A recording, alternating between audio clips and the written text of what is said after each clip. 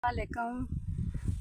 आ मजदूरी करते पे 2500 रुपया किले का है। पूरी पंदी पुत काई नहीं है तो अल्लाह बहुता दिने ते अगू ना चाह लिविंदी ने पत्ती लिविंदी ना आटा ना दाना तो की करिए की कर सकने हाँ। तो साडा कोई वस नहीं, गरीब तो पैदा ही ना हो गया।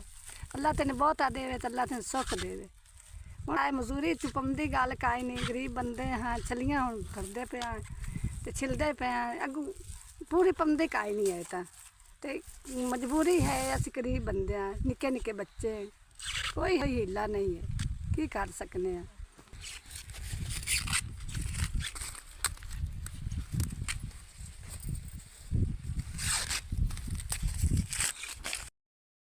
थोड़े लू 2000 रुपया मैंने मिल गया। अल्लाह मैं तन तंदरुस्ती देवे, अल्लाह ताला तन सुख देवे, अल्लाह ताला खैर करे, अल्लाह ताला ताड़ी जिंदगी करे।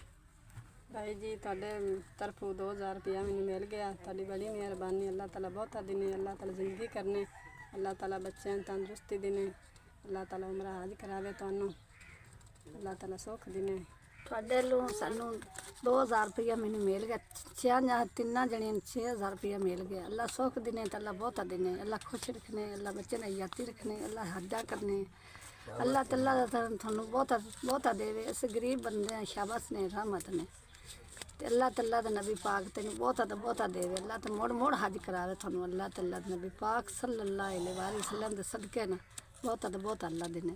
6000 साढ़े तिना जने मिल गया, थोड़ी मेहरबानी शुक्रिया। अल्लाह ताला सुख देवे, अल्लाह ताला तंदरुस्तियाँ देवे, अल्लाह तला नबी थानू खुश रखे।